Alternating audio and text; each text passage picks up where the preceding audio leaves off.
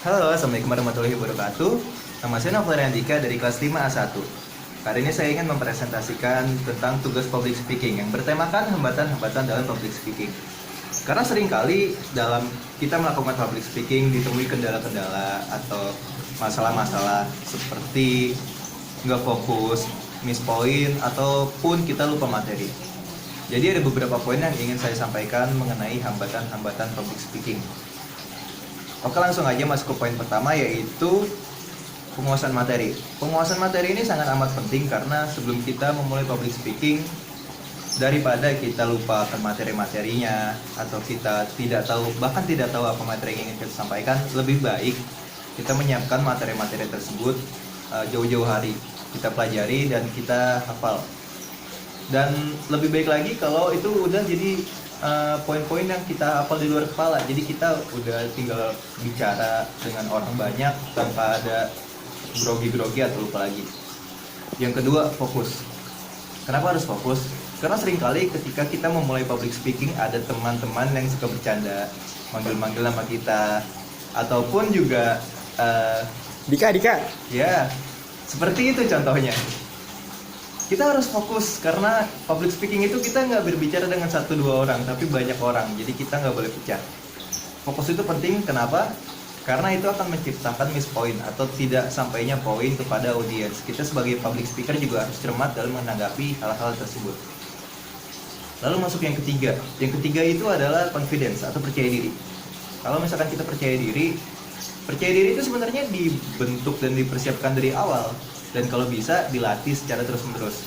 Karena kalau kita percaya diri, otomatis apapun yang kita sampaikan, siapapun audiensnya, berapapun dan kapanpun itu diselenggarakan, kita udah siap. Kesiapan kita itu yang nantinya akan membuat public speaking kita terasa lebih natural, terasa lebih percaya diri. Intinya nggak grogi aja. Kadang-kadang kan kita kalau misalkan lagi public speaking, kita tuh suka bengong-bengong sendiri. Ada jeda waktu kita ngomong tiba-tiba mau ngomong apa ya. Itu kan salah satu pengaruh dari grogi dan kita lupa akan materi kita.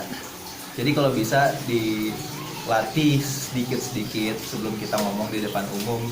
Mungkin ada baiknya kalau kita ngomong di depan teman-teman kita, di depan cermin, atau ngomong-ngomong sendiri juga sebenarnya nggak salah. Lalu ada doa, poin selanjutnya. Kenapa doa? Menurut psikologis, doa itu berdampak ke mental kita. Ketika kita berdoa, kita punya ketenangan hati, ketenangan jiwa. Meskipun sulit buat dijelaskan, tapi ya mungkin itu kelebihan doa kali ya. Doa itu punya dampak psikologis yang besar dan bikin kita tenang, sebenarnya bikin kita tenang.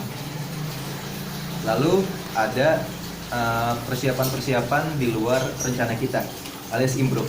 Kenapa kita harus improve? Ketika kita lupa poinnya, ketika fokus kita terpecah, atau ketika ada hambatan-hambatan di luar prediksi kita udah siap, kita bisa improve. Improve itu nggak semua orang bisa ngelakuin itu, jadi harus dilatih sejak dulu, sedikit-sedikit. Karena kalau kita udah improve, kita lupa poin atau segala macem, itu enak, kita bisa langsung masuk ke poin berikutnya yang hampir mendekati.